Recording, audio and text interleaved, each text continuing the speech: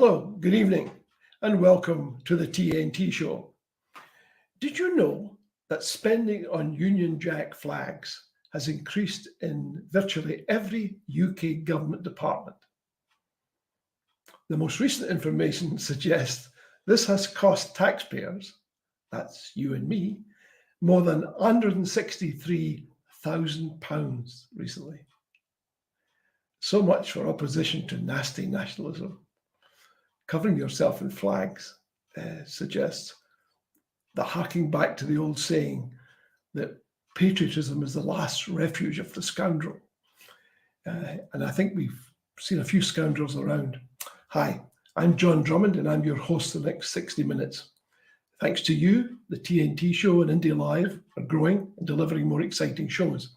You can watch, for example, this show, the TNT Show, on IndieLive.net, which is streamed out to YouTube, to Facebook, TikTok, and Twitter. Plus, if you go to YouTube, you can view all the previous shows, all 130 odd that we've done to date. And if you're upset by media coverage of political events, where journalism is often junked in favour of stenography and or rehashed news releases, if you're looking for an alternative voice, well, you found it.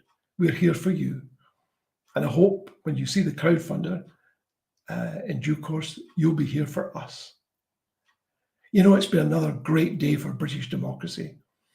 Welsh First Minister Mark Drakeford has said that the UK's blocking of the gender recognition bill is wrong, a dangerous move, he describes it, and he agrees with Nicola Sturgeon that it could be a slippery slope that some say could lead to the emasculation of the devolved administrations.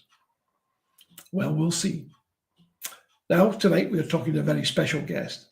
We'll be discussing Scotland, constitutions, Dundee United, Kirkcudbrightshire, and much more besides, with writer and professor of social change at Glasgow Caledonian University, Gerry Hassan. He's here for a full hour, and he'll be taking your questions live. And there's still time to get your question considered. You'll find the details on the screen. Well, as you know, TNT stands for The Nation Talks. So in many respects, this is your show. We're live and we're free, so no license, no problem. Now, to our guest tonight, The Nation Talks to Gerry Hassan.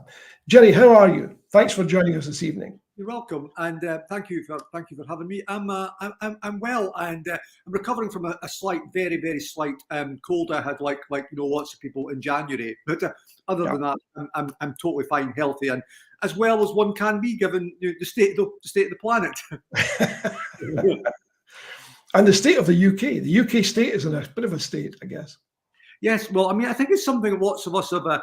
We've grown used to and indeed sort of acclimatized and normalized to over the years. But it's also true that out of, say, like, the most excessive imaginations of, say, writers like Tom Nairn, who've critiqued the Union, or people who've, noted and chronicled the degeneration of Tory governments, you couldn't make this up. When David Dimbleby, that esteemed part of the British establishment, calls it a shitstorm, and says it's the shitstorm to end all shitstorms of UK government he's seen in his whole adult life post 1945. We know we're in a unprecedented waters, and it's not funny because I mean there's people dying as the result of Tory government indecision and action and thinking they can get away with it. But it's not just Tory governments. It's the Labour opposition are saying they agree that Brexit should be made to work. Their plan is to make Brexit work, if that's not a contradiction in terms. Yeah. And they also plan not to increase public spending where they can avoid it. It does almost sound as if there's a united view there that there isn't any money around, and what the government may be doing might be terribly bad, but you can't hope for much better from us. That is all absolutely true. What Keir Starmer and Labour are doing is hugging the Tories close, and it's straight out of the Blair playbook of triangulation and so on, and that led decisively to Labour winning in '97. What's missing in this? Because there's a lot. I mean, on social media, there's a certain there's this what's the word, Corbynista miserableism, that Keir Starmer lied getting the leadership by pretending he signed up to Corbyn. Then he's gone and, like, you know, basically shat on what he said. Hey, get real. That's what leaders do. And all Labour leaders that have won from the left, apart from Jeremy Corbyn, I mean, Harold Wilson won from the left to Labour leadership. Neil Kinnock won from the soft left. They've all gone, you know, centrewards in the party and rightwards.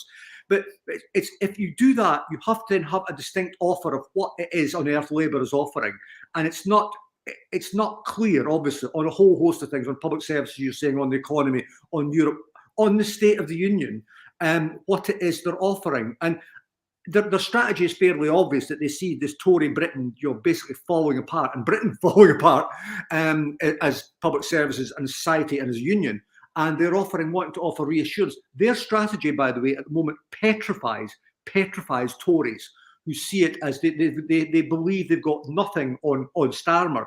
That might win him an election, but it doesn't mean to say then he's going to be able to govern very effectively. So it's understandable at the moment, but they've got to come up with stuff. And then you know, if we get another Labour government in 2024, it will be a watershed moment for Britain, for Labour as well. Can they be successful? You know, I personally would want them to be successful, because in that way, we you know, people would die less, for obviously, in terms of Tories. We may have a better kind of society, and I also think, in a way, independence would have to up its game in a way. We'd need, which something we can get on to. Independence would have to. We cannot rely on the union just falling apart and making our case, or the Tories disintegrating and people saying, yes, let's have independence. So it may then, another phase of British politics may change the mood in Scottish politics, change where we are, and that could be no bad thing. And don't you think, though, that what has happened over the recent past has rendered most of the substantial institutions less substantial, i.e. the elements that underpin the British state have been so corroded and corrupted, they can no longer sustain the entity. For example, you take the BBC, and the BBC effectively has been taken over by the Conservative Party, and nobody blanches at that. Everyone regards that as being a perfectly reasonable thing to do. If you look at the other institutions, I mean, the Church of England has come out against gay marriage. You've got the civil service, which has become eroded to the degree that people are saying, why do we work with these liars, etc. And everywhere you look, the actual institutions have become much less substantial. So whoever actually heads up the government, the executive, is going to have to rely on institutions that have been grossly abused, maybe to the extent that they're not recoverable. Oh, 100%, John. And if anyone thinks, as I guess some people do, you know, some people, if you're a Labour representative in Scotland, or a Labour voter in Scotland that believes in the union, you would want to believe that the crises we sit in at the moment, the multiple crises of Britain, are about, you know, 13 years of Tory government, 5 Tory prime ministers, the debasement of Tory ideology. And as you're talking about, basically the burning down, there's been a burning down of institutions, like, say, the weakening of the BBC, universities, independent institutions, and then there's long-term trends like what's happened to churches and some organisations, some key organisations in civil society. But if you think that's just about 13 years, and somehow, you know, Labour are going to ride to the rescue, and if it was a good thing, put it all back together again, in a way that, like, Labour governments have come to the rescue before in, you know, huge crises in Britain, 1945, 1974 to an extent. You'll be so pleased to be disappointed, because these are about long-term trends in British society, about the establishment, about a virulent right-wingness in your think tanks and online and in, you know, dark monies from the city that is funding the degeneration of what is public and what we commonly hold. And the things that, you know, some of us thought were given in terms of the United Kingdom. The NHS crisis is no accident at all. There are right-wing forces wanting to destroy the NHS and wanting to force us into private healthcare.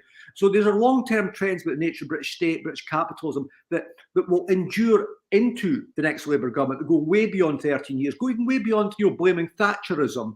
And it could easily be that the next Labour government, I don't want this to happen, if there is another Labour government, that it is broken by those forces. I mean, quite brutally potentially, because of the way money's gone and interests and so on, and right-wing virulent opinion. And a Labour government probably have a very thin majority, despite the polls now, through a variety of things. There's boundary redistribution, there's the voter suppression laws, etc. And Labour has to win an awful lot of seats, something like 140 minimum, to have even the smallest majority. So yes, you're absolutely right. It's not a good state of play, and it's about much more than the fact of what the Tories are doing now and have done in the last 13 years. Otherwise, it might be much more easy to put back together again. Can you explain in these circumstances? There's two things that I think are worthy of further discussion in that particular context.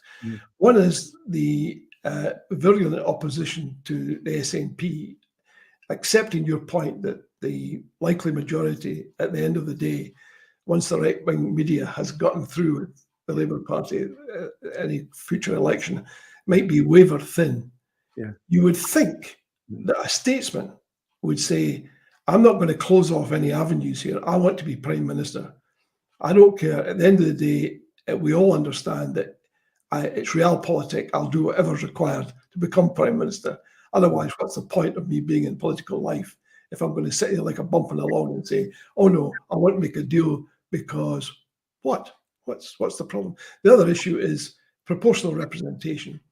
I can't imagine that too many people in the Southeast, whom, as you suggest, the Labour Party primarily wishes to appeal, are going to be hugely upset about the fact they have to mark 1, 2, and 3 as opposed to tick a box. Yeah. And in so doing, Keir Starmer would pretty much guarantee no Tory government for the foreseeable future if we went down proportional representation route.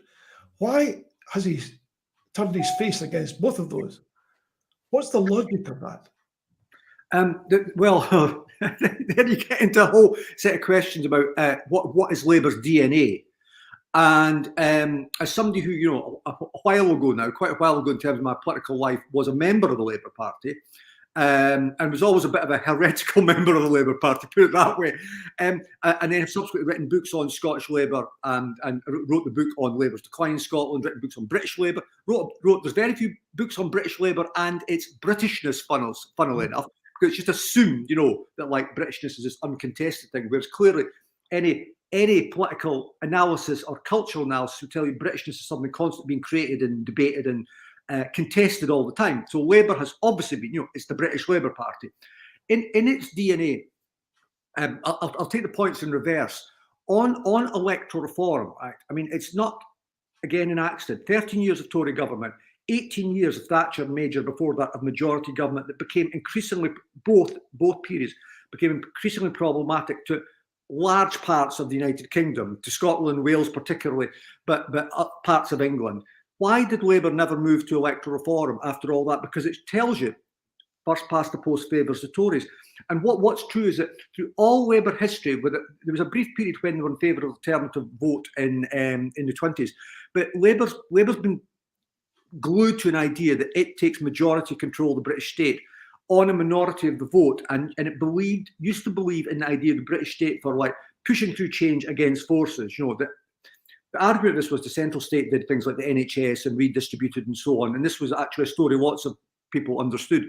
And that story doesn't really work so much now because of the nature of the British state, but they're still clung to the idea of majority power, and they can't wean themselves off. So it doesn't matter. You have Gordon Brown commissions, you have your near federalism being invoked continually, but that's not where the party's DNA sits. The party's DNA, despite all the last 40 years we've lived through, and the fact that Labour governments face other forces that constrain them, like the British establishment, they can't wean themselves off it. And I think it would have to take an unprecedented constitutional crisis of which we have, and probably political and economic, of which we have not yet seen the like of in Britain. Something like now, but multiple, tenfold for them to shift, because 18 years of Thatcherism didn't shift them. This 13 years haven't shifted them. The whole post-war period hasn't shifted them at all. And the second question about some sort of deal with the SNP, because again, that would make sense. I take your point about the intrinsic set views in British Labour. Yeah. And according to David Clark, who was on the show recently, that includes a deep commitment to unionism, deeper than that expressed by the Conservatives. His view was that at the end of the day, the Tories will do a deal with whoever it takes in order to stay in power. Why is it simply that deep-seated unionism that prevails in British Labour that prevents them from seeing the advantages of cutting a deal? It is partly. There's a couple of things. One is that despite Labour being the party that brought us devolution, obviously with other forces at work as well, like the Scottish public, it's that Labour's unionism at points has been much more, what's the word, inflexible than the Conservatives. The Conservatives' unionism at points, like Conservative at points, has been through its history variously adaptable and flexible and making it up as it goes along. That's not to explain the dogmatic Toryism, kind of even post-Toryism we face now. And Toryism at points, as lots of people will know, when the Tories were popular in Scotland in the 50s, they used to rail against London centralisation. They used to pose themselves as defenders of Scotland and Scottish autonomy and Scottish institutions. So they've kind of made it up, whereas Labour haven't. They've had a much more inflexible version of unionism. And it links to, it's not only about the unionism, it links back to the previous point of believing in the British state as this force for good. So this British state should have the kind of like leeway and room for manoeuvre to be able to do things for the good of the UK. And then you just get to the point about, in parts of Scottish Labour, there is a pathological hatred of the SNP that is kind of beyond a logic. Then you get to Keir Starmer. And what I would say here is, I think there's something interesting going on. Keir Starmer and his leadership team don't understand Scotland.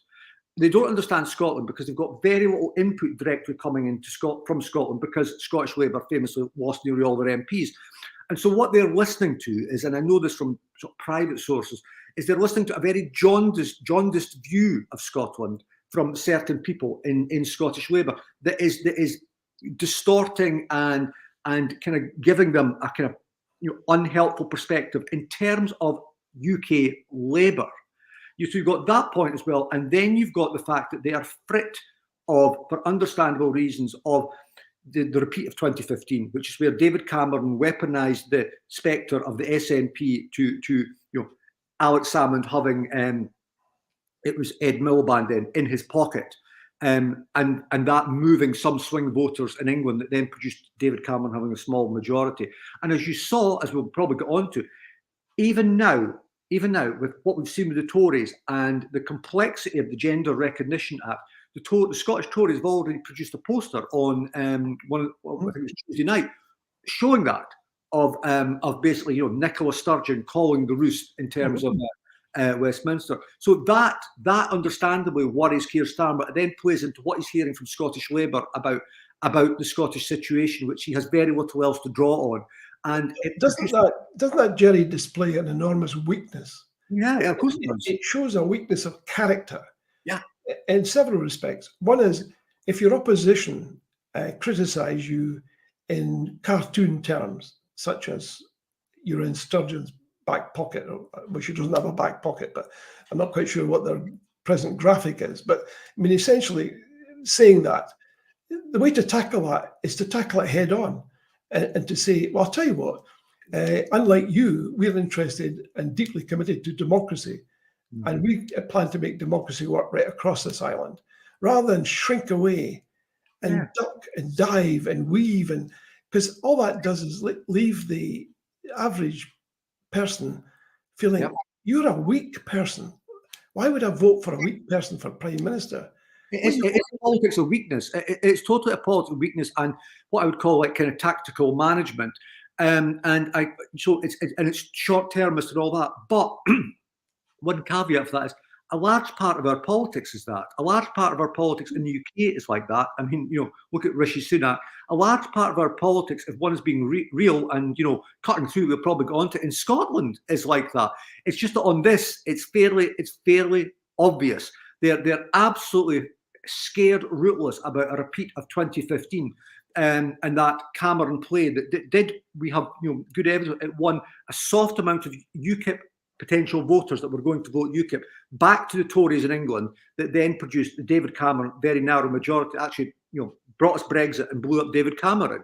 Yeah. So they're very, very worried about that. They also know, I mean, Labour and Tory strategists know this, if strategist is the right word, that the Tories will have very little to go on in the next election after what will be 14 years of like an abysmal, one of the worst records of the British government in peacetime.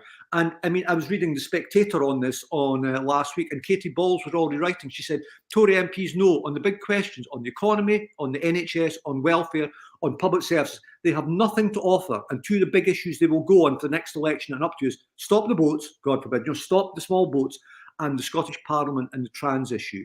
And you would then see various other culture wars spring out of it from that. But this is like you were talking about, Keir Starmer, this is a politics of desperation and absolutely offering people nothing. And it's going to be, some of it's going to be very ugly. Well, I think the general public, and I'm in no position to speak for them, would probably think, well, hold on a second. Somebody's trying to bully you here. Yeah. Right? I don't know. The average voter in the south of England will say, because I lived there for 20 years, so I can speak with a little authority on it, could care less about Scotland. They don't know. It's not something that anyone thinks about even for a second. Yeah. The notion that these people are convinced by an ad campaign that says you're an Alex Salmond or Nicola Sturgeon's, it just strikes me as bizarre. And to be frightened of that strikes me as even more bizarre, because it suggests that you don't have anything to posit as an alternative. Now, it may well be that because he's being, as you say, poorly advised, that he's incapable of reaching that first step, which is to say, hold on a second, this is just bully boy stuff, and we're going to fix this once and for all, instead of running every time it crops up. Because if he does that, I can guarantee you, before the next election, it won't just be Nicola Sturgeon.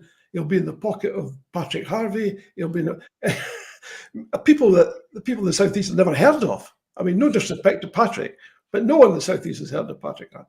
That's right. And it's the party. I mean, the Tories are. This is one of their greatest attributes. The Tories are utterly shameless, and it's at times when they have to be for their self-interest, unprincipled. And despite them being the party that brought us the DUP having a state over government, they basically compacted in government, they will make a spectre of, they will try to weaponize, demonize the SNP and Scottish interests. And when you've had previous people on talking about on this programme the nature of the union argument, you've had Hugo Rifkin on previously. Hugo Rifkin wrote a very good piece after the 2015 election where he said, I thought the main threat to the union was the SNP. And I've actually always thought this as well. The main threat to the union isn't, well, SNP obviously are a threat to the union, but the main threat is English nationalism. And he said the English nationalism that when David Cameron had said in 2014, you're part of an equal union, and then in 2015 weaponized the SNP. He said, I feel a fool. I've been taken in, and these people are frauds. And I think that's A, 100% true, but B, it doesn't mean to say they won't try it again. Well, I'm sure they'll try it, but they'll try all sorts of things. And the way that you nullify that is you take it head on and beat the what's it. But let me take a couple of questions, if I may. Anita King, I'm not sure how serious this is, but Anita King is saying, has Gerry Hassan woken up to Nicola Sturgeon yet? Now, I'm not she's suggesting that you and Nicola have had some sort of relationship. But anyway, she seems to think that you have some connection to Nicola Sturgeon that you need to wake up from. Yeah, I wonder what that meant. I mean, I was talking to you earlier about what we were going to cover on this, and I've always been very careful about how I think first of all, right, apart from some of the examples we've talked about, like what Tories do to the UK, I think an awful lot of politicians in our public life are trying their best. I think Keir Starmer as well, we can criticise him. There's lots of criticism, but he is trying his best and trying to hold the Tories to account. The same is true of Nicola Sturgeon. I've always tried to not be sycophantic, but at the same time, not be completely just blanketly, scattergun critical. She has governed over, been First Minister for 9 years, and it's been a very tough time for Scotland of real terms cuts to the Scottish budget. We've got COVID, we've got the Ukraine war ongoing. We've had the Alex Salmond scandal, which again was something that very emotionally went to the core of who Nicola Sturgeon was and is. And so I think you have to allow people some slack to try and empathise. Leadership is a tough thing involving having to make choices all the time, but that's what we pay them for and that's what we elect them for. And I think our government's done some good things, stood for some of the best parts of Scotland at times, but there are questions to be asked about the nature of the government. I don't think it's prioritised things that we want to, be what we stand for, such as social justice, enough. I don't think it's been honest enough about independence. And I also think there's a kind of lacking strategy on independence as well. But these are all things that don't completely damn her, but they are things we should at least talk about. One thing that might not be terribly constructive is that some people think there is a clique around the First Minister. And in the same way that Keir Starmer perhaps doesn't get as accurate data as he might wish or be unaware of, maybe the same thing applies there too. I think sadly to say an extent that is true. And let me start it with this way: the SNP, right? The SNP have been, on one level, thank goodness for them at a historic level, because we hadn't had an SNP as a political party, we'd have never got a parliament. Because the Scottish Labour, which initially was for a parliament, Keir Hardie and all that, became against a parliament when it became a believer in the British state. And it was the pressure of the SNP that brought Labour back. So the SNP have been an enormous force for good. What I think, it was a friend of mine who I worked on the 1997 devolution campaign for the Yes Yes side. And my friend who was head of this campaign, Nigel Smith, he used to say to me, the late Nigel Smith, he said to me, the SNP, in all their positives and their negatives, they reflect the Scottish character. They have good things in them, and they have some sense of, like, sometimes too much caution, too much conservatism. I think that's the way to look at them. They are from us, obviously, in the way actually the pro-union parties are. I would say to some of the more passionate pro-independence people, our parties like Scottish Labour, etc., they might not be fully Scottish Labour, obviously, but they are of us as well. And it's their choice, not to be fully autonomous. Regrettably, in a way, I think, for them, but they are of us as well and of our, community. I don't think there are any things such as foreign parties or alien parties, as sometimes people say. But that sense of the SNP, I think we have to understand the full nature of why they are how they are. And they have been, 16 years into office, they have become a centralising force in how they do politics, political decisions, and government. And that comes, I think, with consequences that are not actually, in the long run, very helpful. Not very helpful to decision-making, politics, or government. Do you think the old adage might apply that politicians are a bit like nappies and have to be changed frequently for the same reason? Yeah, exactly. And we're now, 13 years into Tory government, and it's become, unhinged. It was never very good. It was never good, obviously. We started with Cameron, Osborne, austerity.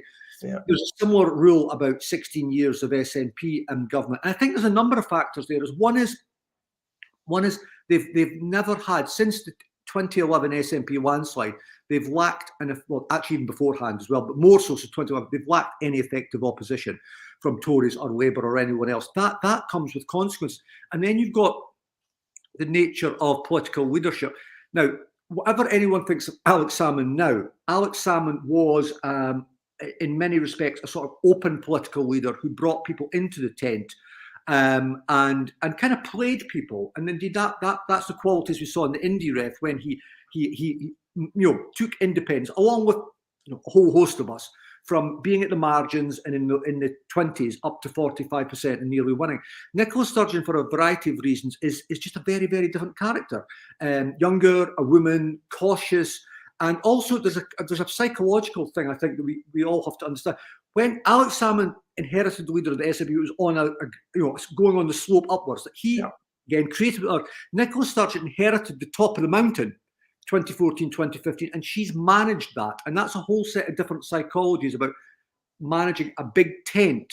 And she's tried to maintain that and, safeguard that. And that's a very, very different politics. And indeed, without making it as a criticism, it's not meant as a criticism. It's rather like what Scottish Labour was like in its better times. Scottish Labour became about the management of Scottish Labour managing and remaining dominant. And then eventually, of course, forgot what it stood for. And Sturgeon in a little bit in that better half of kind of a, you know, that era. And I ultimately, in a way, having been always trying to, you know, assess it in the whole, don't think it's been that effective in a way. It's been effective electorally. You know, she's popular, and the SNP is a dominant force in Scotland. But what has it actually done beyond that?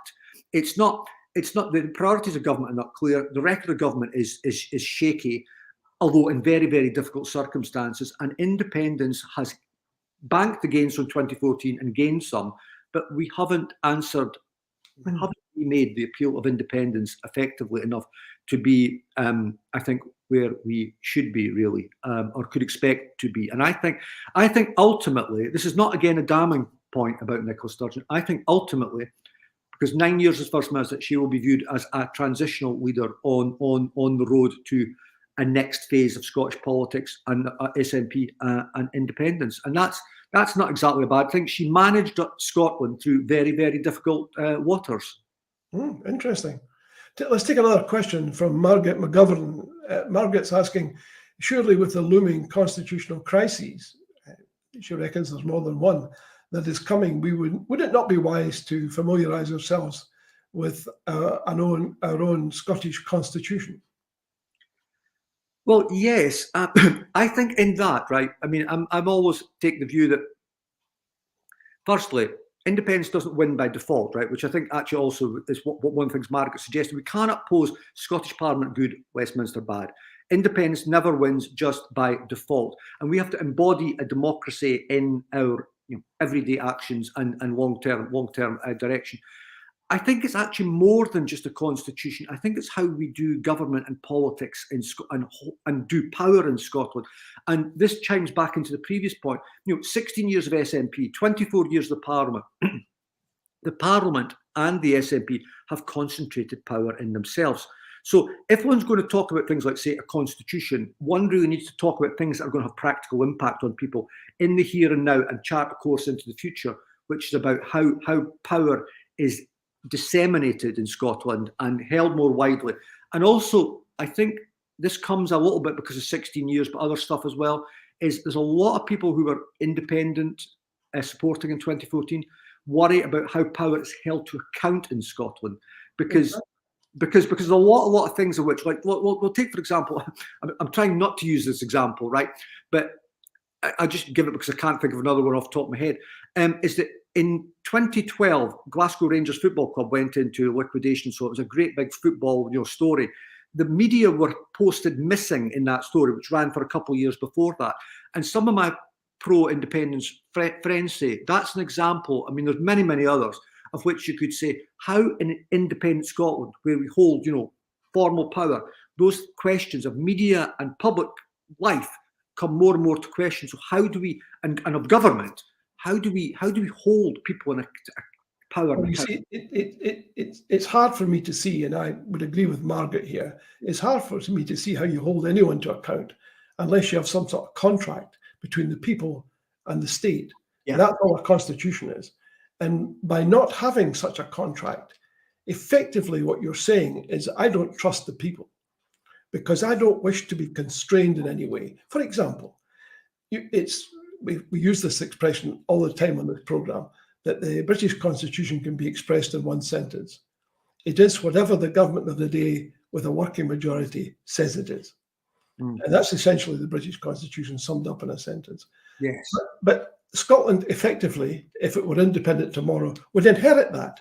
Would inherit no constraints over the executive at all. That's right. That's right. I mean, that's a very dangerous thing. And furthermore, you would think there would be a major selling point to say to people, we are not going to go down that route of unfettered executive power.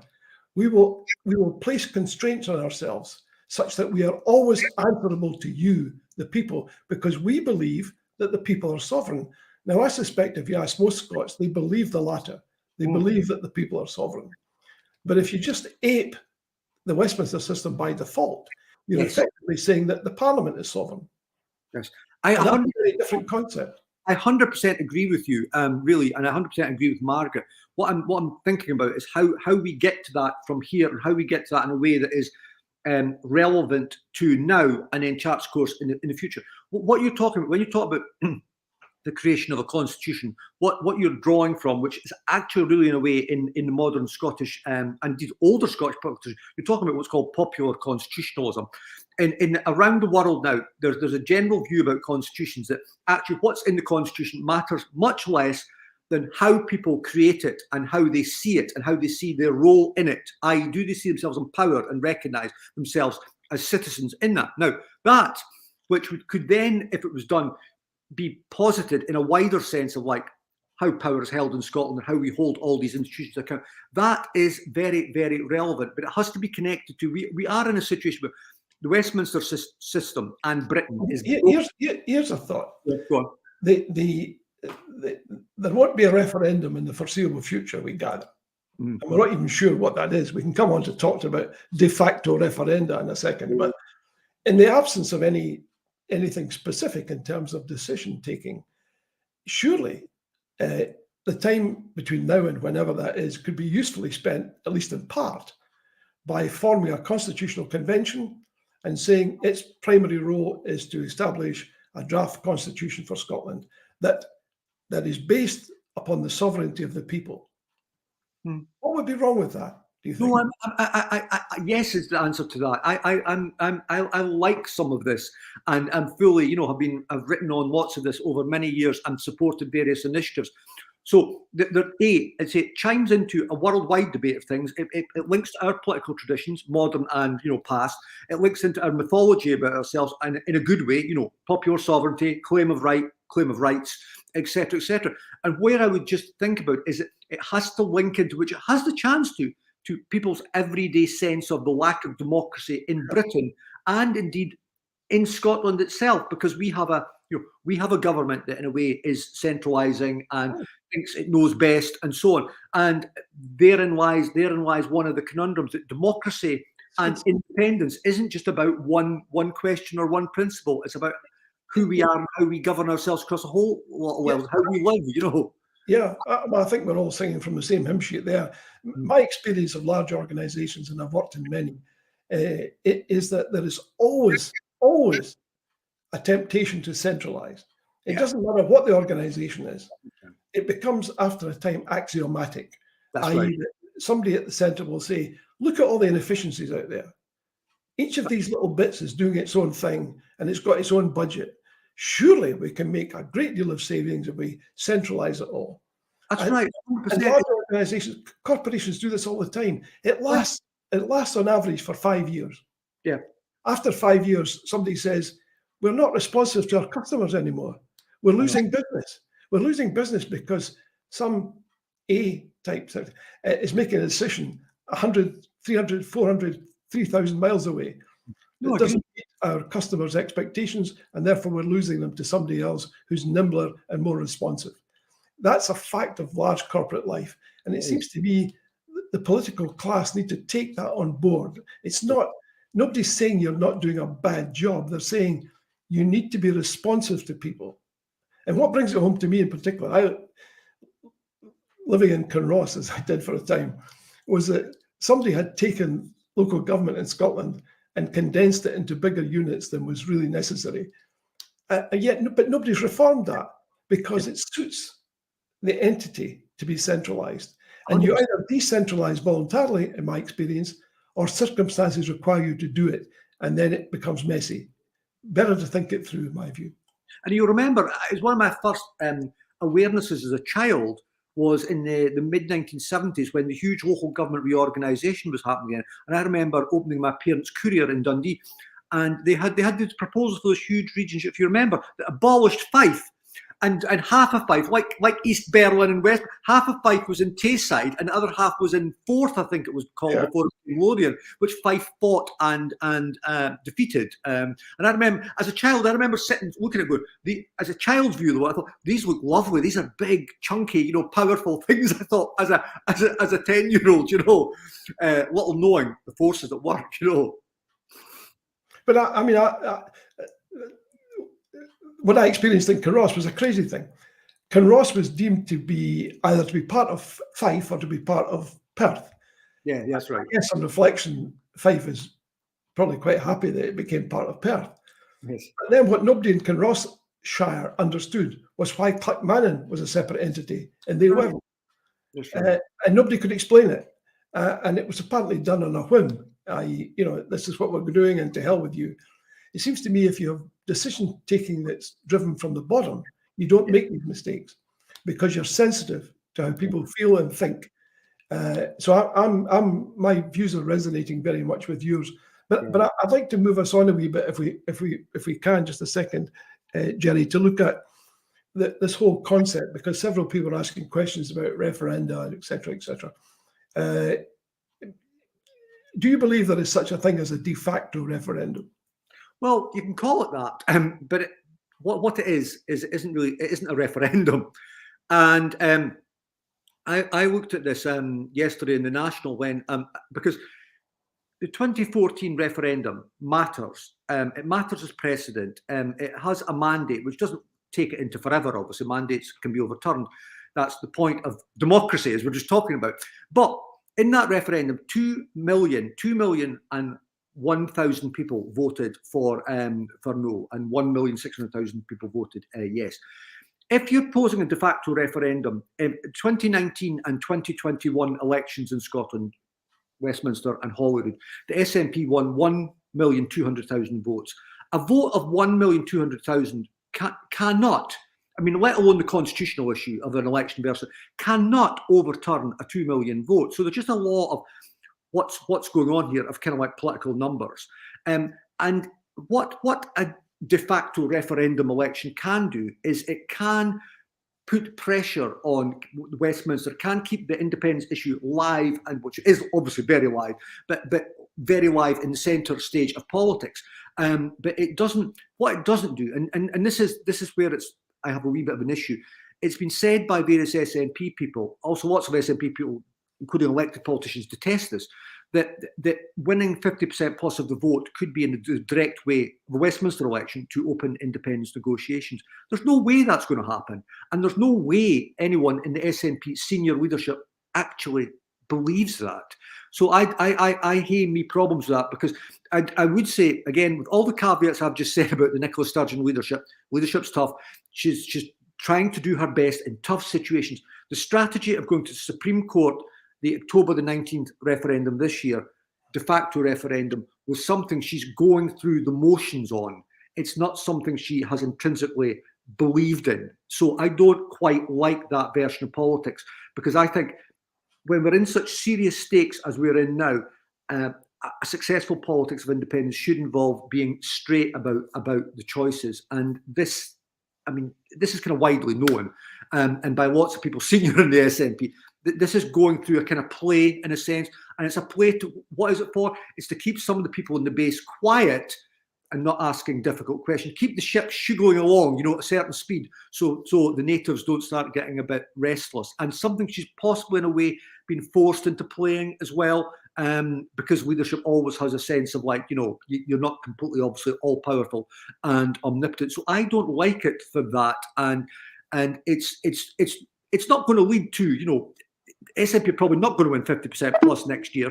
So on that level, it's going to, or SNP plus others, Greens, Alba, etc.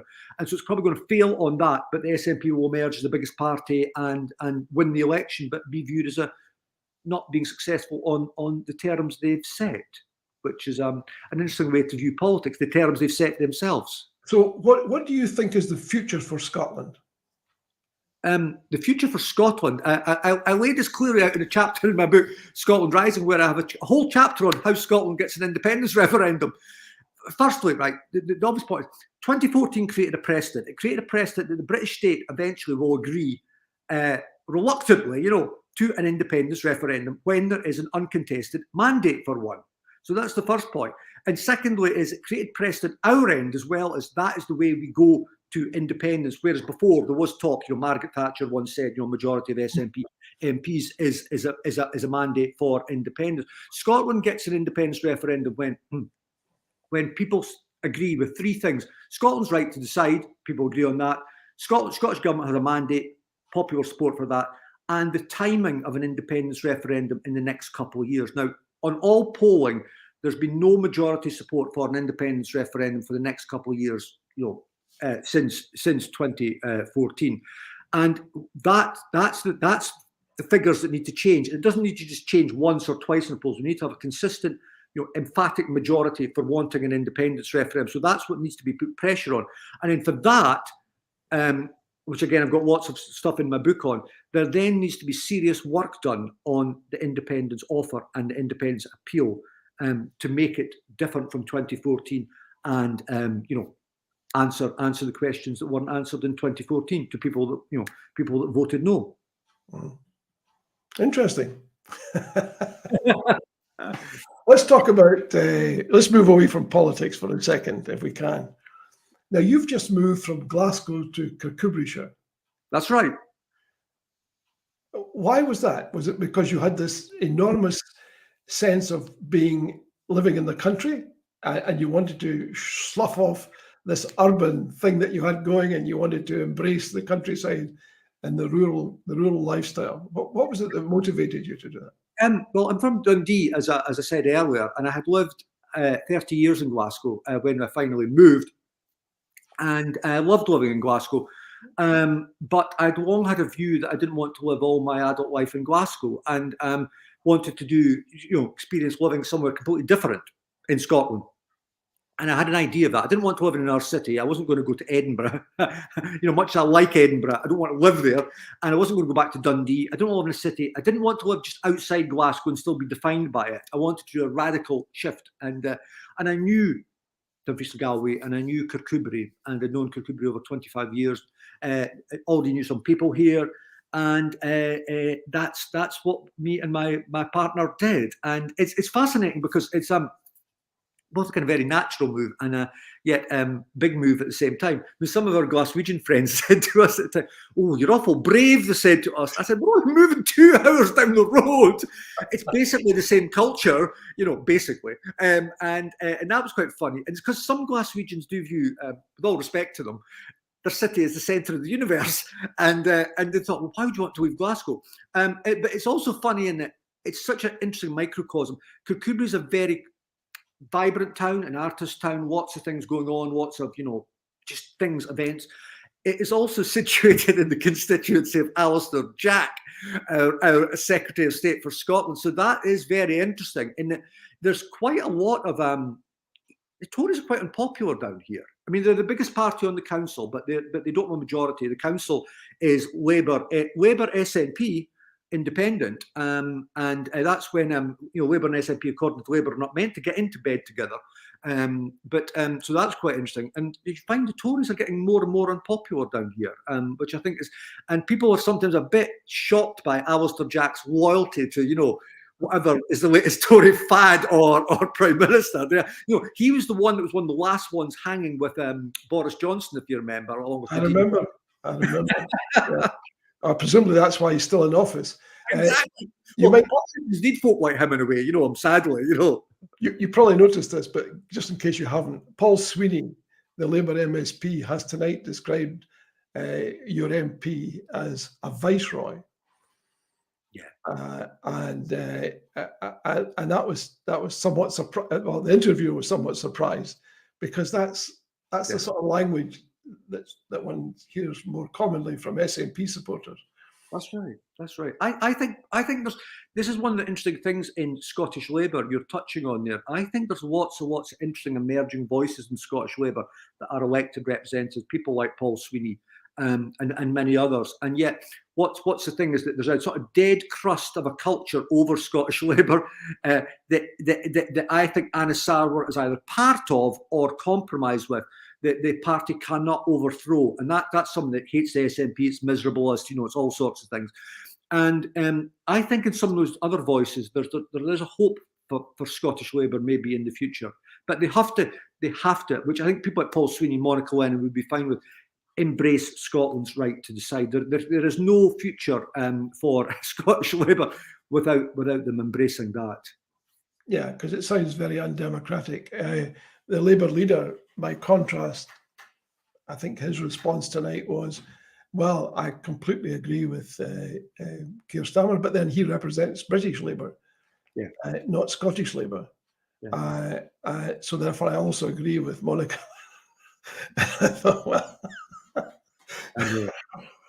I'm not so sure what the term is for connecting God and the devil like that, but there must be some theological expression that does that. But it does sound just extraordinary. But to some degree, I have some sympathy because, my boss calls me and says, look, I expect you to stay in line here. And all my colleagues are saying, I expect you to step out of line. Yeah, I know. Maybe not all of them, but some of them anyway. But it makes for interesting times. So here you are, firmly ensconced in Kirkcudbrightshire. I gather in the summertime, or perhaps earlier, you're going to run a series of Kirkcudbright conversations. Is that right? That's right. I've been taking my time in terms of getting involved in punting events, and planning them myself, being involved in just helping other folk and so on. And that's right. I'm going to run a series of small events, maybe even a small festival later this year that we haven't publicly announced yet, etc. Just been taking soundings with other folk. There's a great, what's the word? Just interest and goodwill down here. I mean, people just love doing events, and what we're thinking about is, in some ways, is how to. Kirkcudbright, like any place, Kirkcudbright's a town of nearly 4,000 people. There's the people that don't come to events here, which are generally more the young families, the younger people, the working class parts of the town. We need to think of them, because they are some of the great vibrant parts of this town. And then we've got things like that give us a wee hook internationally. This is the 50th anniversary of the Wicker Man film, which is an amazing, powerful film, filmed in Scotland. It came out in 1973, and a large part of it was filmed in Kirkcudbright. And several of the kind of public spaces of Kirkcudbright and buildings. So we're going to think in that about how to link up to that, because there's already lots of international tourists, lots of American tourists saying on various sides, "What are you all doing in Kirkcudbright on about the Wicker Man? We're coming, I think, go on, blame me, and they're not all American, obviously, because there's just a love of this film. So that's a nice way of. Good. I think it's just a fantastic thing, the whole localism thing. I think we have to rediscover that. Yeah, definitely. There's so many economists and financial experts are suggesting that the day of the supermarket might be coming to an end. It doesn't sound likely right now, but they're suggesting that it just doesn't make economic sense to ship biscuits from Sighthill in Edinburgh down to Milton Keynes and back up to Glasgow. Particularly if somebody starts making the biscuits locally, it doesn't make any sense at all. You're just putting thinking about the Southwest for a second. Is there a connection locally to John Paul Jones, or is that Galloway? No, that's here. That's here. Because I imagine lots of Americans would be hugely interested in the father of the U.S. Navy. That's what I was just about to say. And he was involved with the US Navy, and I don't know all the history, but then made the mistake, wait for it, of coming back to Kirkcudbright, and then he was captured and put in prison, and they were going to try him as a traitor, and then somehow something happened. He wasn't tried as a traitor, but he is celebrated in Kirkcudbright. Just as a quick interesting point here that is about our memory of this. Someone in the town was only talking to me about this yesterday. Didn't know the history. I mean, I just know my dates about stuff. I'm just a very date orientated person. But Kirkcudbright was the county town of Kirkcudbrightshire until 1996. So the county building still remains, but it's now a set of art studios. So 1996, that's the Michael Forsyth, kind of gerrymandering that happened that abolished Strathclyde. So that's very, very recent that this was a town that had some administrative power. And you face, as indeed across all Scotland, we have issues with centralisation in Dumfries, because Dumfries administers Dumfries and Galloway is quite a long council from Stranraer to the border with Carlisle, basically. And these are just big issues. And we've managed here to buck a trend where we are vibrant, we do lots of stuff, and people elsewhere look in Dumfries and Galloway, look on us enviously but because we do all this stuff. But it's got its issues as well when political power is administered elsewhere. And Dumfries tends to say things like, "Oh, in Kirkcudbright, they do all those things themselves. Basically, we don't need to bother about them." You know, it needs to be like anything, sustained by structures. Yeah. Here's a question that's come from Robert Knight. Have there been any volunteers to be the Wicker Man? Well, Surely a local MP could step up. Could think of some now? You know, just to say one quick thing, we haven't done that yet, right? But because Alistair Jack is the Secretary of State, on January the 1st this year, it was the 50th anniversary of the UK joining the EU. So a group of us in Kirkcudbright, we put onto one of the public buildings a big image, like, you know, led by donkeys, which said "Scotland still loves Europe," and I put it on Twitter. I mean, it had quite a wide, you know, reach, and was circulated across Europe by lots of people. And then that was January the 1st I did it. Then last week, Alistair Jack made those infamous remarks, but there's no interest, you know, of Scotland rejoining the EU. So I retweeted it again with saying, "This is Alistair Jack's constituency." So I got a second big hit of it, which was very, very helpful, you know. So, you know, it could be up there, you know. Oh, you know something? We talked about tenacity earlier, and I have to commend your tenacity. You're still a Dundee United supporter, is that right? That is absolutely right. I thought you were going to talk about my tenacity in terms of like wider life, but no, that obviously I'm a Dundee United fan. I do love football. Just to say, not to be controversial, I do love football and nearly all Scottish football, apart from the Old Firm. And you know, I would like to live in a Scotland where we had a football with a bit of competition at the top. You know, I'd love to live in a land that had that. Somebody else. Wouldn't it be good if it were possible and practical to copy the American system? Yes. Whereby the best young players can only be bought by the team that does worst in the previous season. Oh, I know. I was just thinking, you know, I mean, if there's any Celtic fans watching this, you know, Celtic fans, a lot of them even dislike the term Old Firm being used. And I do understand, because it implies an equivalence with Rangers, let alone the fact that Celtic and Rangers as institutions only at the end of 2021 last intellectually property copyrighted the term Old Firm, you know, so that no one else can use it. This is like, what this is like is robber baron capitalism. If this was like, you know, the great big, you know, industrial entities of, say, like 19th century America, we'd pass legislation breaking them up. Football's very competitive, you know, and it's not, it actually diminishes Celtic and Rangers in the long run. That's what I say to Celtic and Rangers fans. You know, either you bugger off somewhere, or we try to somehow. We should, Gerry, just turn it over to the Tories. They would take one look at it and say, "This is a business. These two major. What we're going to do is we're going to combine these two major players. We don't give a toss what you think about it. We'll just combine the two of them because it makes business sense for us to do so. We can further exploit the capital that's available and the players that are available, and therefore that United team would be able to do better in Europe, blah, blah, blah." I can just hear it. I can just... you know, I can just hear the management consultant view of it, you know. It's like, you know, I mean, I totally 100% agreed with what you were saying earlier about centralisation. I mean, I was in Castle Douglas Little County Hospital on Monday getting a flu jab and a vaccine jab. And it was this lovely little county hospital, you know, like we used to have lots of. Yeah. And I know that in its vibrancy and humanity, that eventually the health board here will want to like shut that, to centralise everything in Dumfries. And you think the economies you make versus like the humanity you lose. This is a battle. How long do we have to continue fighting this? You know, forever, I guess, in a way. But Scotland, and this is the point I make. Scotland has centralised for decades in terms of public life, and eventually we have to put a stop to it.